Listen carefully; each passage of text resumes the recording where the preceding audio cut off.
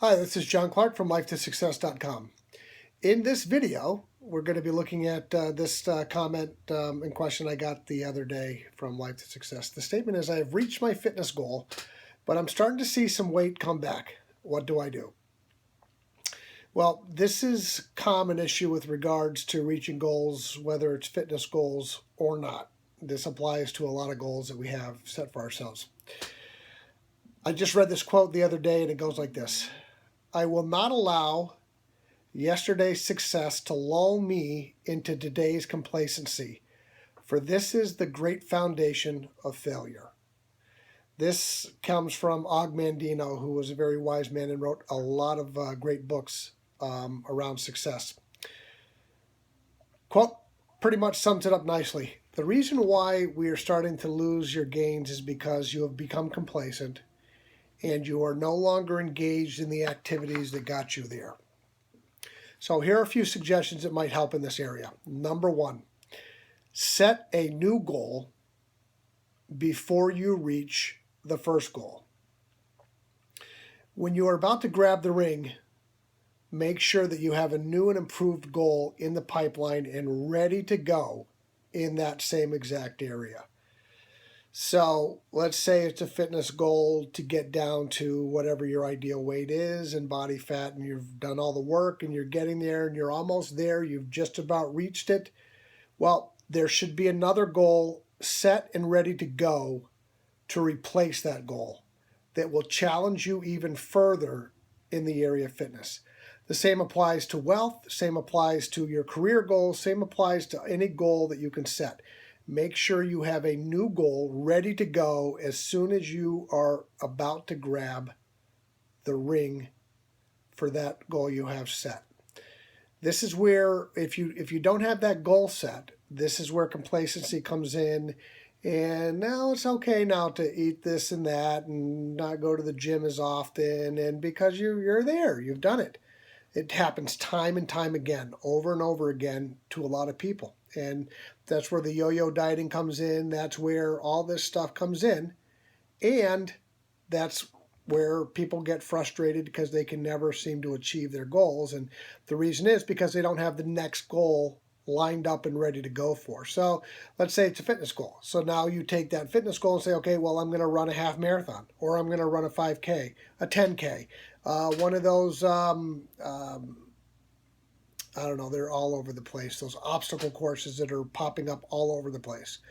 Set a goal to push yourself even further into that area. The next thing, number two, make reasonable progress towards your goals. The reason why most people lose weight and then regain it is because they have never allowed their mind to accept the picture of the thinner person. And they haven't allowed enough time in order for that to set in their mind.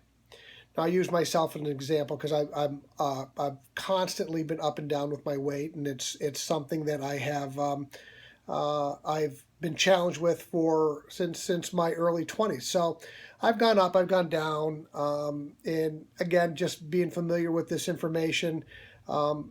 This time, I said, "Oh, I'm not going to get to the point where I get all the way back up." So I've actually reset my mind.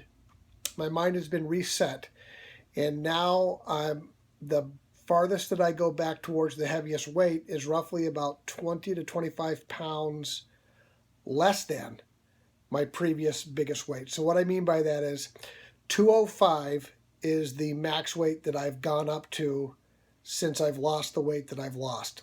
Where in the past, it would have easily gotten to 220, 225, 230.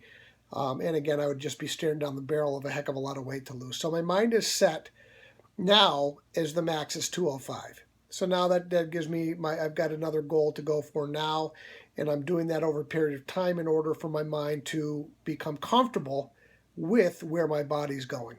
So it's extremely important. One of the reasons why we put a deadline on a goal is to apply pressure on us to get started and to get moving towards a goal. That's what a deadline is for. But when we set a deadline that is too rapid, especially with regards to our fitness level, we don't allow our minds to catch up with the new picture of the healthy and fit people we want to become.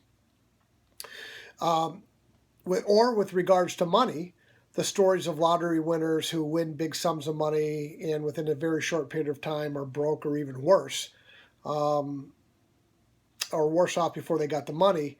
Again, another example of the mind doing what it does, and that is to bring the dominant picture in our heads into our reality. So if it's not a millionaire's mindset, then the millions will soon be gone. It's that simple. Same with weight. If you're not that thin, if you don't have that thin person in your mind as your dominant thought, and the only way to allow that to happen is to slowly allow it to happen, then you'll gain back all the weight and sometimes even more. Our mind is by far the most powerful tool that we have with regards to becoming successful. And the key is to really concentrate on what we habitually think and what we habitually do. And that all comes to habits. And when we allow ourselves to be able to build habits around our life that contribute to the betterment of our lives, we're much better. There's a link down below this video for the habit busting system. Take your time, click that link, check out the videos, and if it's a program you think might benefit you, then take advantage of it. I highly recommend it. Again, this is John Clark from LifeToSuccess.com, and I hope that you enjoyed this video. If you have any questions or any comments, please leave them below this video, and we will do this again soon. Thank you.